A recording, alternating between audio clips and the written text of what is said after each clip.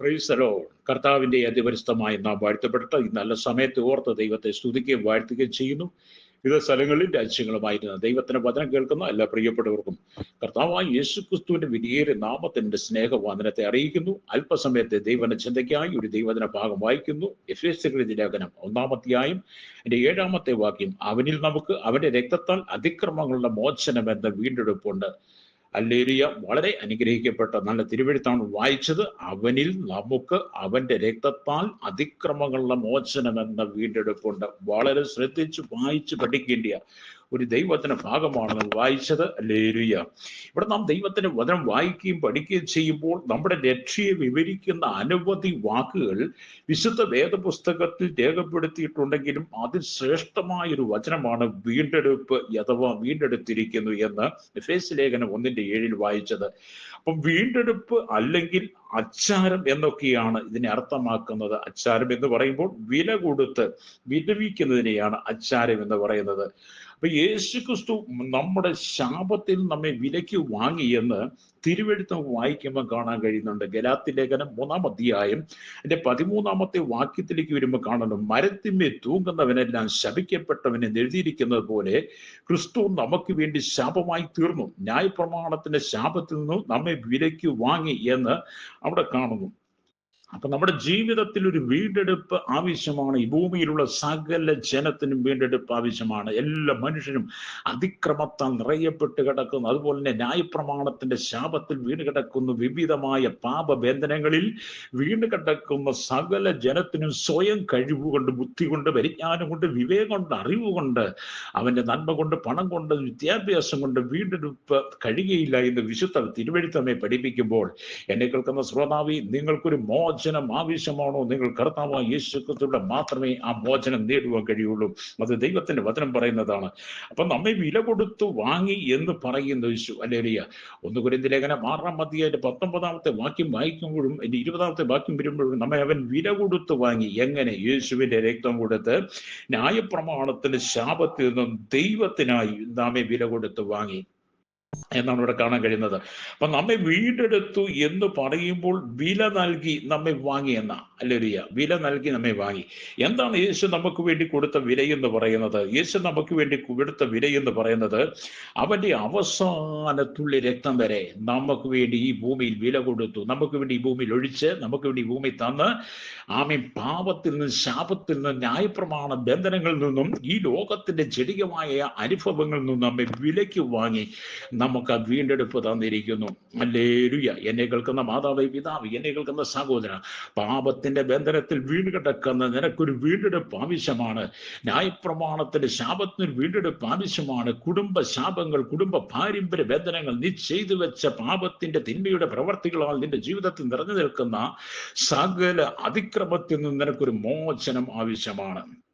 ആ മോചനം കർത്താവായ യേശുക്രിസ്തുവിലൂടെ മാത്രമേ, അവന്റെ രക്തത്തിലൂടെ മാത്രമേ നിനക്ക് ശുദ്ധീകരിക്കപ്പെട്ട മോചനം പ്രാപിക്കുവാൻ, വീണ്ടെടുപ്പ് പ്രാപിക്കാൻ കഴിയുള്ളൂ. നിന്റെ സ്വന്തം പരിശ്രമം കൊണ്ട് കഴിയുകയില്ല. ഞാൻ മുമ്പ് ആവർത്തിച്ചു. ഇന്നും നിന്റെ കുടുംബത്തിനകത്ത് അരാജകത്വം, കണ്ണുനീരും, പ്രതിസന്ധികളും, പ്രശ്നങ്ങളും, വെല്ലുവിളികളും, എന്ത് ചെയ്താലും പരാജയത്തിന്റെ നിലവിലേക്ക് നീ പോകുന്നു. ഉയർച്ചയില്ലാതെ, നന്മ കാണാൻ കഴിയാതെ എന്നും നിന്റെ ജീവിതം കണ്ണുനീരാണോ സഹോദര, സഹോദരി? ഇന്ന് പകൽ പരിശുദ്ധാത്മാവ് നിന്നെ ഓർപ്പിക്കുന്ന ദൂതാണ്, നിനക്കൊരു വീണ്ടെടുപ്പ് ആവശ്യമാണ്. ഈ ലോകത്തിന്റെ ഇമ്പങ്ങളിൽ നീ മുഴുകി നിന്റെ ജീവിതം നഷ്ടപ്പെടുത്തി കളയാതെ കർത്താവായ യേശുക്കൊണ്ട് വീണ്ടെടുപ്പ് നിനക്ക് ആവശ്യമാണ്. അവൻ ഇന്ത്യക്ക് 2025 വർഷം മുമ്പ് ദൈവത്തോടുള്ള സമത്വം മുറുകെ പിടിക്കണമെന്ന് വിചാരിക്കാതെ മനുഷ്യ രൂപമെടുത്ത് ഈ ഭൂമിയിലേക്ക് വന്നു. മാനകുലത്തിന്റെ മുഴുവൻ പാപത്തിന് വേണ്ടി ക്രൂശിൽ നമുക്ക് വേണ്ടി അവസാനത്തുള്ളിൽ രക്തം വരെ തന്ന് നമ്മുടെ അതിക്രമങ്ങൾ മോചനം തന്നു, വീണ്ടെടുപ്പ് തന്നു. അതേ ആ വീണ്ടെടുപ്പിന്റെ അനുഭവത്തിലേക്ക് നീ നിന്നെ ഏൽപ്പിച്ചു കൊടുക്കുമ്പോൾ കർത്താവ് നിനക്ക് വേണ്ടി സകലവും അനുഗ്രഹമാക്കി തീർക്കും. ഹല്ലേലൂയ. അപ്പൊ നമ്മുടെ രക്ഷയെ വിവരിക്കുവാൻ മറ്റൊരു വാക്ക് ഉപയോഗിച്ചിട്ടുണ്ടെങ്കിൽ ആ വാക്ക് നമ്മെ മക്കളായി ദത്തെടുത്തു. ഒന്ന് വീണ്ടെടുത്തിരിക്കുന്നു, മറ്റൊന്ന് ദത്തെടുത്തിരിക്കുന്നു.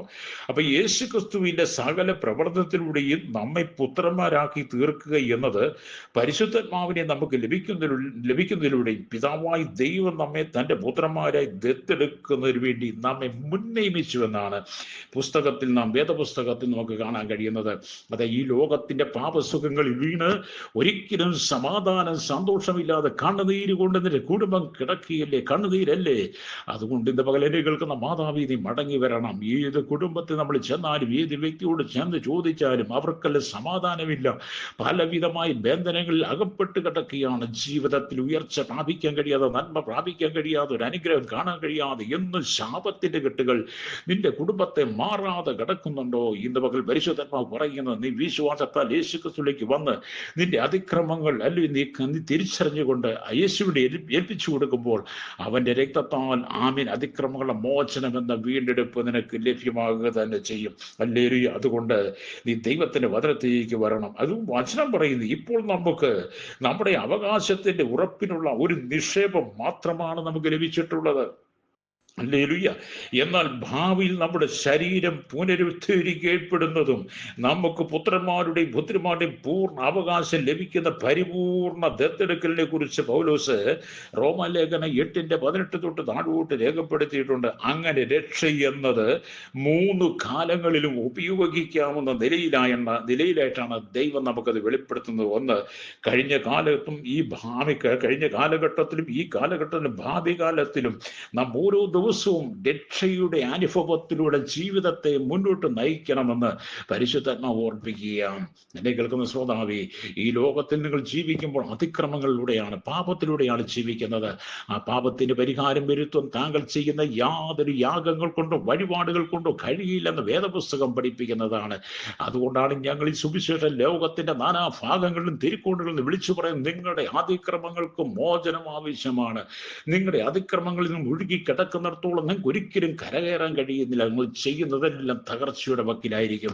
അതുകൊണ്ട് ഇന്ന് പകൽ എന്നെ കേൾക്കുന്ന മാതാവി, നിങ്ങൾ കേരളത്തിലോ ഭാരതത്തിലോ ലോക രാജ്യത്തിന്റെ ഏത് ഭാഗത്തോ ഒരു ദൈവവചനം കേൾക്കുമ്പോൾ നിന്റെ കുടുംബത്തിനകത്ത് വ്യാപരിച്ചുകൊണ്ടിരിക്കുന്ന അന്ധകാരത്തിന്റെ വ്യാപാര ശക്തികൾ നിന്റെ കുടുംബത്തെ തകർക്കുമ്പോൾ, നിന്റെ ഭർത്താവിനെ തകർക്കും, മക്കളെ തകർക്കുമ്പോൾ, മദ്യത്തിന് ലഹരി അടിമയാക്കി മാറ്റുമ്പോൾ, നിന്റെ കുടുംബജീവിതം തകർത്ത് അസമാധാനത്തിന്റെ കുടുംബത്തിനകത്ത് കൊണ്ടുവരുമ്പോൾ, പരിശുദ്ധാത്മാവ് ഇന്ന് പകൽ നിന്നോട് പറയും, ശക്തമായ ദൂതാണ്, നീ നിന്റെ കുടുംബവും അതിക്രമമെന്ന ആ പാപത്തിൽ നിന്ന് ശാപത്തിൽ നീ മോചനം പ്രാപിക്കണം. ന്യായപ്രമാണത്തിന്റെ ശാപത്തിൽ നീ വിടുവിക്കപ്പെടണം. പാപി ദാവീദ് വിളിക്കുന്ന പുത്രത്തിന്റെ ആത്മാവെല്ലാം നിറയപ്പെട്ട് നീ ദൈവത്തിന്റെ മകനായി മകളായി മാറുന്ന നിമിഷത്തിൽ നിന്റെ കുടുംബത്തിന്റെ സകല അവസ്ഥകളും ദൈവം മാറ്റിത്തരും.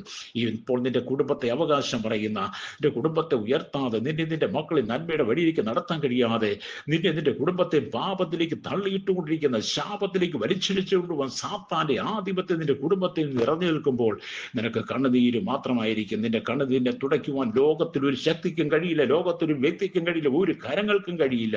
നിന്റെ കണ്ണുനീര് തുടയ്ക്കുവാൻ കഴിയുന്ന ഒരുവനുണ്ടെങ്കിൽ അവൻ യേശുക്രിസ്തു മാത്രമാണ്.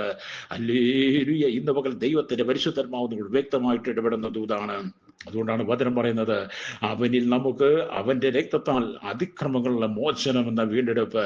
അതെ, നിങ്ങൾ അതിക്രമം എന്ന പാപത്തിന്റെ ആ അനുഭവം നീ വീണ്ടെടുപ്പ് പ്രാപിക്കുന്നെങ്കിൽ നിന്റെ കുടുംബത്തിന്റെ സ്ഥിതിയെ ദൈവം മാറ്റും, നിന്റെ ജീവിതത്തിന്റെ സാഹചര്യങ്ങളെ ദൈവം മാറ്റി തരിക തന്നെ ചെയ്യും. അതുകൊണ്ട് നിങ്ങൾ ഓരോ ദിവസവും കർത്താവിനോട് ചേർന്ന്, അവനോട് ചേർന്ന രക്ഷയുടെ സന്തോഷം നിങ്ങൾ അനുഭവിക്കണം. ഹല്ലേലൂയ. എന്നെ കേൾക്കുന്ന പ്രശ്നം, നീതീകരിക്കപ്പെട്ടിരിക്കുന്നു, വീണ്ടെടുക്കപ്പെട്ടിരിക്കുന്നു, നമ്മൾ ദത്തെടുക്കപ്പെട്ടിരിക്കുന്നു, നമ്മൾ ക്രിസ്തുവിന്റെ വേർതിരിക്കപ്പെട്ടിരിക്കുന്നു എന്നൊക്കെ വേദപുസ്തകം വായിക്കുമ്പോൾ അനുഭവത്തിലേക്ക് ദൈവം നിങ്ങളെ നടത്തട്ടെ എന്ന് ഓർമ്മിച്ചുകൊണ്ട് ഞാൻ നിങ്ങൾക്ക് വേണ്ടി പ്രാർത്ഥിക്കാൻ ആഗ്രഹിക്കുക. പരിശുദ്ധ ഞങ്ങളുടെ നല്ല ദൈവമേ, സ്വർഗ്ഗീയ പിതാവേ, അനുഗ്രഹിക്കപ്പെട്ട നല്ല സമയത്തിനായി വചനം കേട്ടുകൊണ്ടിരിക്കുന്ന കേരളത്തിൽ ലോക രാജ്യമുള്ള സകല ജനങ്ങളും കർത്താവ് അതിക്രമങ്ങളുടെ മോചനമെന്ന ആ വീണ്ടെടുപ്പ് പ്രാപിച്ച് കർത്താവിന്റെ വരവിനായി ഒരുക്കമുള്ളവരെ തിരുവട്ടേകണമേ. സകല ഭാഷക്കാരെ, സകല ജാതിക്കാരെ ഞങ്ങൾ ദൈവരങ്ങൾ ഏൽപ്പിക്കുകയാണ്. സകല ജനം ന്യായപ്രമാണ ശാപത്തിൽ വീണ് കിടക്കുമ്പോൾ മോചനം കൊടുക്കണം കർത്താവേ. അവിടുത്തെ കരങ്ങൾ ഏൽപ്പിക്കുന്ന സകല മഹത്വം എടുക്കണം. സകലവും അങ്ങയുടെ കരങ്ങൾ ഏൽപ്പിക്കുകയാണ് യേശു കർത്താവിന്റെ വിലയേറിയ നാമത്തിൽ തന്നെ. ആമേൻ, ആമേൻ, ആമേൻ.